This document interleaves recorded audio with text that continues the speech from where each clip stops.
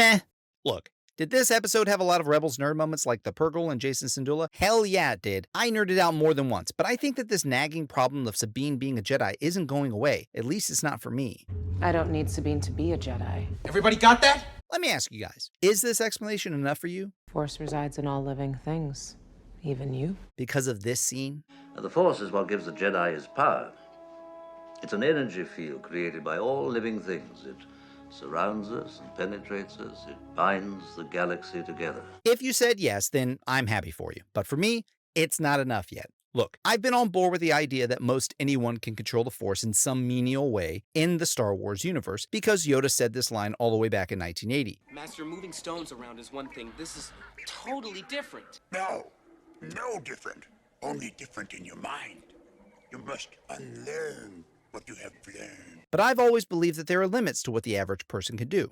Chirrut is a great example. With the introduction of midichlorians in 1999, what are midichlorians? We knew that some beings were just more force-sensitive than others, and in the Jedi's case, they are far more force-sensitive than everyone. They live inside me. Inside yourselves, yes. This helps to explain why there aren't more Jedi. Sabine, regardless of having the Force within her like all other beings, is not force-sensitive, at least not in the traditional sense. It's like being in the NBA. I don't care how good at basketball you are. If you aren't tall enough, you likely aren't even invited to the party. I think there are currently 3 players under 6 feet at the time of making this video, but it's even more restrictive than that. Jedi are like people that have both arms and legs and are 6'8", and the rest of the galaxy only has legs and are 5'5" trying to play basketball. Doesn't mean they can't do it, it just means that they aren't going to play for the Jedi NBA. I'm not trying to make fun of anyone, by the way, but some people are born with something that everyone else isn't. The reading is off the chart. Over 20,000. That's just called reality. Now, like I said before, maybe I'm getting ahead of myself and it's not what I think. Maybe Filoni is using this as an opportunity to explain that it isn't practical to make a Jedi out of someone that has the same amount of force sensitivity as most people. But it sure feels like he's trying to make her a Jedi. Sabine is Mandalorian, and that identity means quite a bit to her, and it seems kind of out of character to let that go. Look, I'm not sure where all this is going, but if she trains super hard and adheres to a strict level of discipline, and she can move lightweight objects like pebbles or feathers or something, then that's fine. But the idea that she can compete as a force wielder against these two is just plain stupid. So I really hope they don't go down that route. It's just dumb. Why is it dumb? On a more positive note, I'm pretty pleased with a few things in this episode. For one, I love space whales. One of the main reasons that Ezra was so effective as a Jedi was his connection to the living Force. He spoke to and controlled animals, in case you didn't watch Rebels. These hyperspace traveling space whales, called Purgle, are some of his Force buddies in fighting the Empire, and they look pretty awesome in the show. Also, Jason is back and wants to be a Jedi. I want to be a Jedi. Yeah, I know you do, Jason.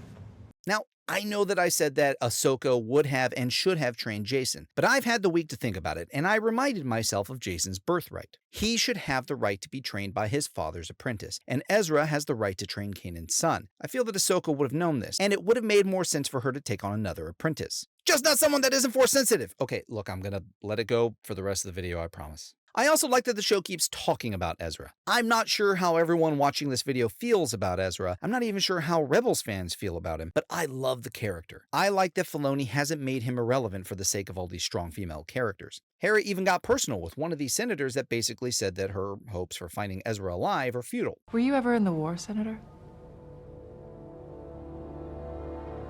No. Just sat back and waited to see who came out on top? What? Look, I don't care whose father this guy is, I'll slap him. Nobody even watched The Resistance. Anyway, it was an okay episode, and I think a lot of these episodes are going to be just okay until the whole picture comes into view. As a side note, I really don't think that this is by accident, but Ahsoka floating in space and not being able to pull herself in with the Force was a little bit of a stab at The Last Jedi, in my opinion at least. It may not have been on purpose, but it sure felt like it was to me. Suck it, Rian Johnson. And finally, I do really think that there is a chance that the entire story could be moving away from this galaxy altogether. I hope it does. I'm sick of the New Republic, and I have no interest in watching Luke's legacy be destroyed further. Just rip the Band-Aid off and let's start telling Jedi stories in a whole different place, far away from the Kennedyverse. Also, please fire Kathleen Kennedy. She's really gotta go. Anyway, that's all I have for now. Please let me know what you think in the comments. I'm the Germexican, and I hope I've earned your subscription today. Thanks for watching. I'll see you next time.